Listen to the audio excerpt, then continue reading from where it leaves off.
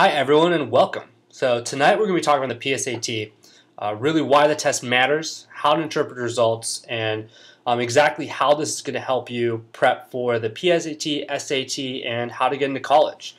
So before I introduce myself, I'd really like to thank Principal Simpson for allowing me to come here tonight and speak with you. I know that you all are extremely busy, have a lot of things going on, so I hope that you guys really learn a lot tonight. So I'm sure you guys have a lot of questions about the PSAT, the SAT, ACT, maybe the whole college admissions process in general. And I'd really like to take this time to answer the questions you might have. So if you hold your questions to the very end, I'd be happy to stay after, answer any questions that you might have. And my main goal tonight is for all of you to leave knowing a little bit more than when you came here. So before we dive into the PSAT, I'd really love to introduce myself. So my name is Michael Frank. I'm originally from Studio City, California, so down south. I went to college up at UC Santa Cruz. I loved my college experience. It was absolutely great, and I really credit a lot of getting into school on my SAT score. So I took both the SAT and the ACT. They were both very different tests, and I think I learned a lot from taking a prep course. So here we are tonight.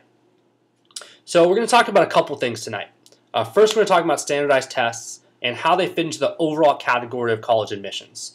Next, we're going to move on to score reports, going step by step into what all the reports mean and the basic breakdown of each section. So once you understand your PSAT score and exactly what it means, we're going to learn a little bit more about what comes next, learn a little bit more about how you can raise your score, and then I'd like to go a little bit into the SAT subject tests and discuss what it all means in general. So in this slide here, before we look at your score report, it's important to remember why we're taking this test in the first place. So why does it matter? So let's talk about the different components of the college application. What are some of the main things that colleges look at when getting into school? So you probably said grades. That's absolutely correct. Grades are going to be the largest portion of getting into college. Actually, it's going to be about 50% of the overall application. So think about exactly how much time you guys all spend every day prepping for tests, exams, and getting your grades as high as possible for your transcript. Yeah, it's a lot of time. So probably about 8,000 hours on average, which is probably more than you guys thought, huh? All right. Well, the next portion is considered other. So these are going to be clubs, activities, sports, other things that are going to differentiate you from everyone else and all the other amazing candidates when applying to school. And that's going to actually be about 15 to 20% of the overall admissions process. And then another huge portion will be standardized testing. So that's going to be about another 25 to 30%. And you think about exactly how much time students spend on prepping for 30% of getting into college, how much time do you think that might be? Okay, so those are all great answers. On average, students spend about 10 hours total prepping for 30% of what it takes to get into college. So when you consider how much time is spent, 8,000 hours prepping for your transcript, grades, about 1,000 hours total playing sports, activities, 10 hours for standardized testing seems pretty low. And this is actually where you can get the most quote-unquote bang for your buck. This is where you can spend a little bit of time, and a little bit more time can make such a huge difference when getting into school. So moving on, let's talk about the PSAT. And this is the test you guys just took. So, what is it? What does it mean? So at its heart, it's really just a practice version of the SAT. And the two tests are extremely similar. So if you think you might be taking the ACT, that's okay. Taking the PSAT now, you've just given yourself some great exposure to a long standardized test, and you can really take a lot of what you learned through the PSAT and apply that to the ACT. If you're a junior currently, then the PSAT means a whole other thing for you. Well, what that really means is it allows you to qualify for the National Merit Scholarship if you're able to score in that range, and I'd really encourage that you talk to your college advisor or counselor about what that is and whether you're able to score in that range. But either way, no matter who you are and what grade you're in, this is a great way to get some practice in a pretty low stakes environment and figure out exactly how you are and how you're going to do as a tester.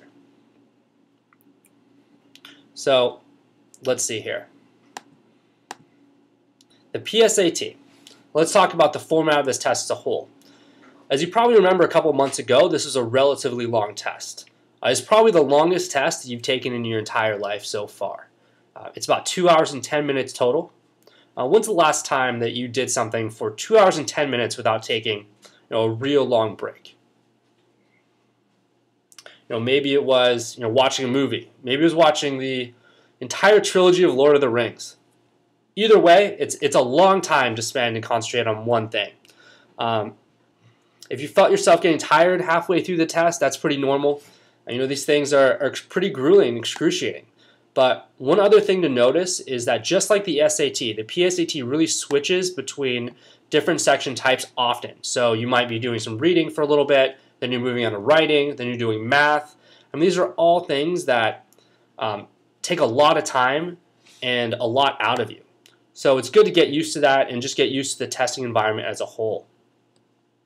So this slide here is your section score of the PSAT. So this is probably what you're waiting for. Go ahead and take a second, pull out your score reports, and we can begin to go over that a little bit.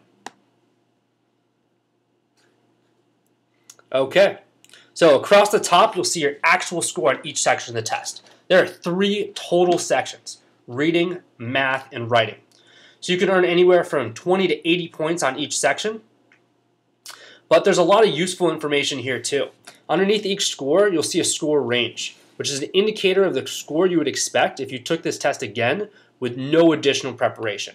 So again, if you took this test without any additional preparation, this is a score you might expect to get. So maybe the next time you take it, the question's a little bit easier. Next time you take it might be a little bit harder, but this is just a general range for you. And here below, you can see your percentile. And this is how you stack up against everyone else that took this exam. So it's helpful just to see exactly where you are, but don't feel like this particular test score, this range, is the final score that you can get. Because with a little bit of preparation, you can really increase your score dramatically. So this total score here is your selection index. So that's just the PSAT's name for saying total. And this is what you get by adding up all 3 sections. So since each section is scored from 20 to 80, your selection index can be anywhere from a low of 60 to an absolute high of 240. So you have a percentile for your total. So you can see how you stack against other students that took the exam. But overall, what you're really looking for and what's really important is this overall selection index, or you can call it a composite score if you'd like. So if you want to see how this would stack up against the official SAT, it's pretty easy to figure out. If you add a 0 to the end of your score, you'll get a pretty good idea of how you would score if you took the official SAT. And again, this is just a general framework. It could vary a little bit, but for example here, you see that the selection index is a 146. So if you add a 0 to that, this student basically scored a 1460, which isn't a bad score. This is, would she get exactly a 1460? Probably not, but considering that the national average is a 1500 on the SAT, this isn't too bad of a score to start out with. So once you're done interpreting your report, the next part would be the skills breakdown, and this is a little bit interesting here, but this will give yourself a pretty good idea of how you stack up as a test taker. Instead of thinking, I need to do all the work on reading because my score isn't where you want to be, the PSAT is going to help you figure out exactly where you need to focus your efforts. So this is just a great general guideline to see exactly how you did on different question types on the exam. Next, this is probably the coolest part of the entire score report. This is going to break down every single question and answer on the entire exam. And I think this is the most useful part of your score report, because here you're going to be able to see exactly how you did on each section and exactly what you need to work on. So the first 2 columns tell you exactly the number of the question and the correct answer. The third column is your answer. And if there's a check mark, you got it right. If there's not, if there's another letter in there, then you got the question wrong. So the best way to improve on this exam is by going through this, spending some time, and figuring out exactly what question types you're doing really well on, and exactly what question types you're struggling with a little bit. So you can take this, and once you start to begin and start to study, you can really use this to increase your scores dramatically. So the next part is, what does this all mean, right? You're going from the PSAT, and you're about to take the SAT soon. So what does that really mean? 95% of the PSAT to the SAT is the exact same content. So like we talked before, PSAT is a great practice tool to prepping for the actual SAT. The tests are quite similar. There's similar content. However, the math is slightly harder. I mean, not by much. But when you look at the SAT, the math on the SAT is mainly Algebra 1 and Geometry, and maybe 5 or 6 questions of Algebra 2. There's a mandatory essay that's involved in the SAT that's not involved in the PSAT. And the final difference is the test is significantly longer. The SAT is about 3 hours and 45 minutes. So if you thought the PSAT was long, the SAT is going to be a little bit more grueling than that. So here in front of us, we have the breakdown of each section of the SAT.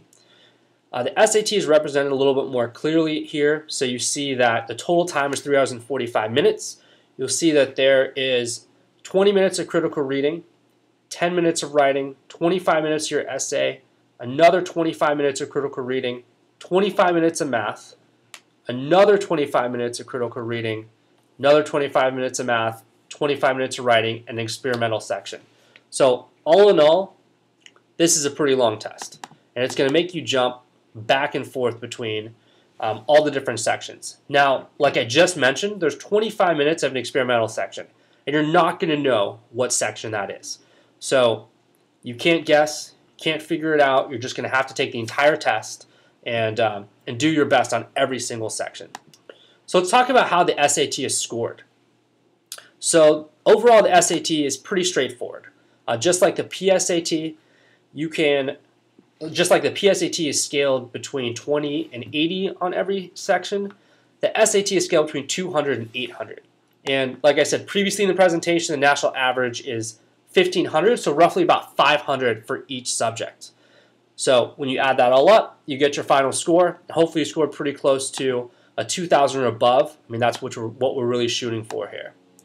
The SAT scoring, you also get 1 point gain for every correct answer, a fourth of a point taken away for each incorrect answer, and there is no penalty for getting any of the gridding questions wrong.